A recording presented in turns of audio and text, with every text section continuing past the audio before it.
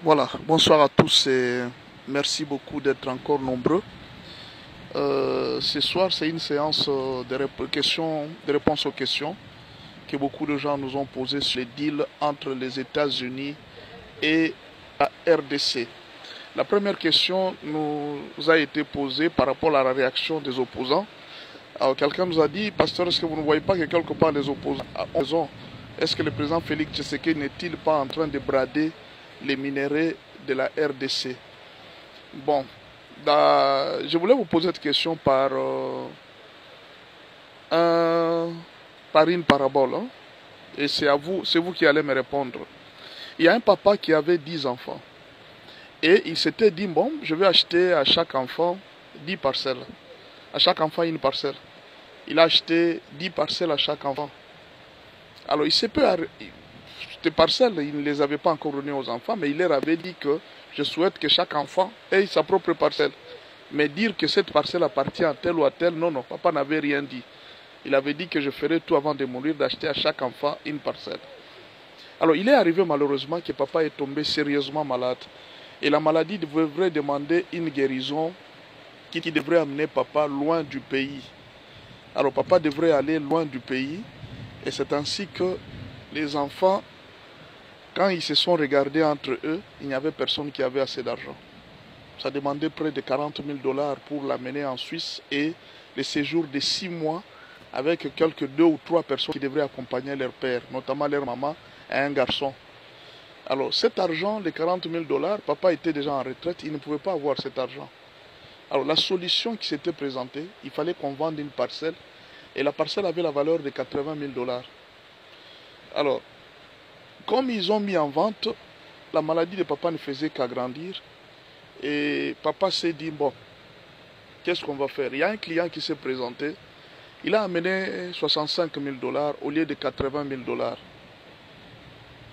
Alors, je voulais vous poser la question.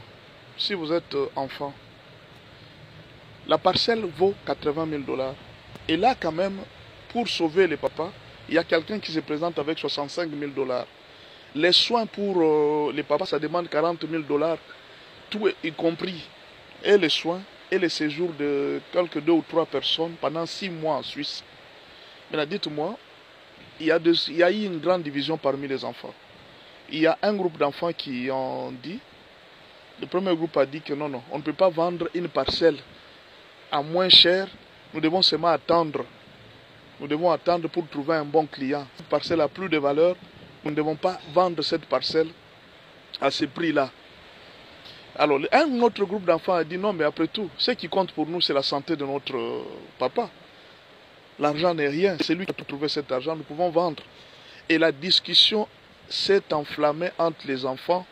Pendant ce temps, il y a un groupe qui a remporté, qui a dit non, nous devons vendre la parcelle.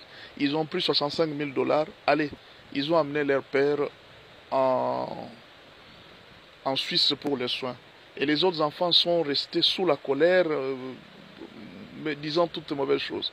Je voulais vous poser la question, entre ces deux groupes d'enfants, ceux qui ont accepté les 65 000 dollars pour amener leur papa à l'hôpital, et ceux qui ont refusé, entre les deux groupes, quels sont les enfants qui sont sages? Je voulais vous poser la question. Et si j'ai donné cette parabole, c'est par rapport aux minéraux de la RDC. Nous sommes en train de perdre, nous avons perdu près de 18 millions de Congolais qui sont morts à cause des minéraux. Et là, il y a quelqu'un, un client qui vient se présenter pour dire que non, je vais vous donner la paix, à condition que vous me vendiez les minéraux, mais pas peut-être à la valeur que vous vous attendiez. Maintenant, essayez de me dire, si vous êtes sage, quelle est la réponse, si vous étiez sage, quelle réponse vous pouviez donner pour le salut de ces Congolais qui sont en train de mourir?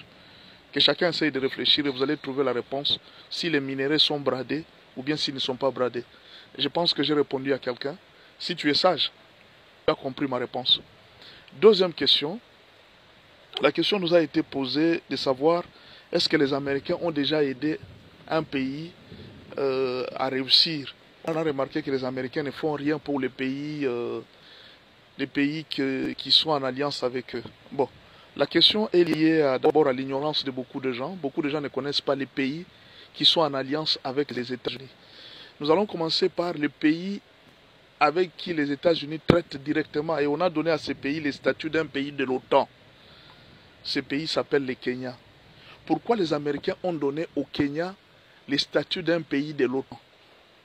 Ce n'est pas parce que les Américains aiment les Kenyans plus que les Africains, non.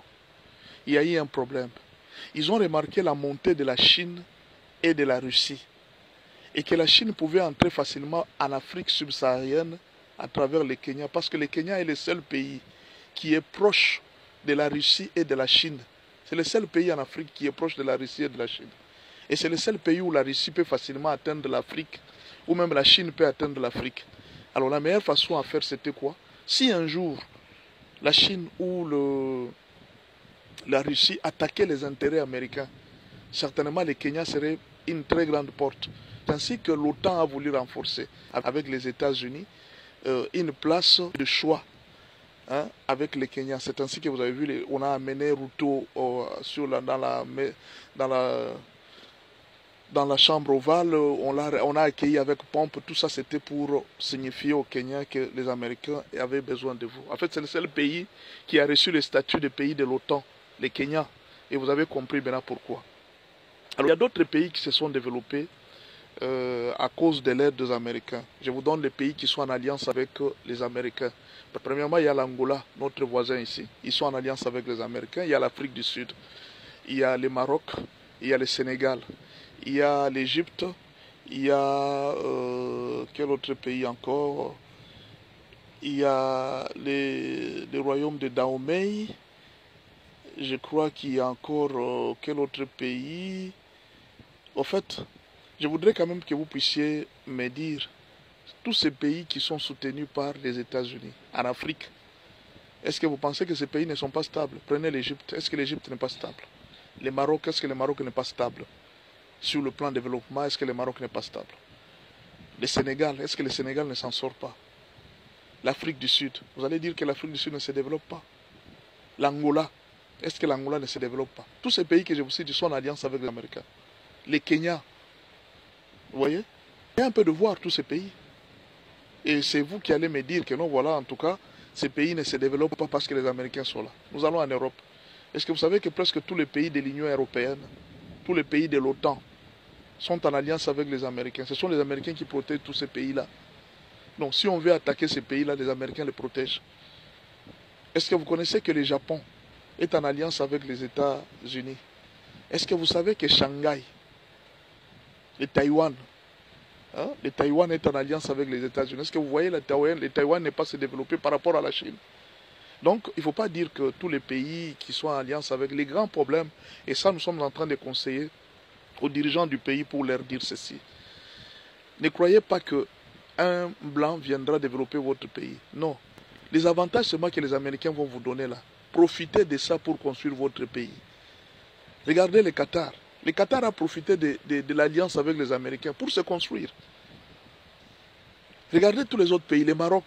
Ils ont profité de la stabilité que leur donnent les Américains pour se construire. Vous voulez être stable, on vous donne cette stabilité, on vous donne cette paix. Nous prenons même le Rwanda. Le Rwanda était en alliance dernièrement avec les États-Unis. Le Rwanda a profité pour se construire. Donc c'est à nous, c'est aux dirigeants de se discipliner par rapport à ce qu'ils vont trouver. Imaginez d'abord la différence entre les deals chinois et les deals américains. Les Américains amènent 500 milliards pendant 15 ans à la RDC. D'après si le deal est signé, jusque-là le deal n'est pas encore signé. Le président Félix Tshisekedi devrait aller aujourd'hui à Washington. Je crois qu'il n'y est pas allé. On a reporté ça dans 2 semaines ou bien la 2e semaine du mois de mai, je crois. Alors, les deals chinois étaient de 5 milliards seulement. Je ne sais pas pour combien d'années. Mais les deals américains, c'est 500 milliards. Donc, ce que les Chinois ont donné au Congo, les Américains ont multiplié par 500, par 100. De 5 milliards à 500 milliards. Quel est l'avantage? Et imaginez si vous avez 500 milliards au Congo, vous ne pouvez pas développer le pays. Il faut que les Blancs viennent construire pour vous. Nous-mêmes, on ne peut pas construire des routes avec cet argent. D'ailleurs, même l'argent que nous avons actuellement, est-ce que les pays, on ne peut pas faire quelque chose? Ce sont les Américains qui interdisent aux Congolais de faire l'agriculture. Ce sont les Américains qui interdisent aux Congolais de construire les universités. C'est toujours les Américains qui interdisent aux Congolais de combattre la corruption. Non, je ne crois pas.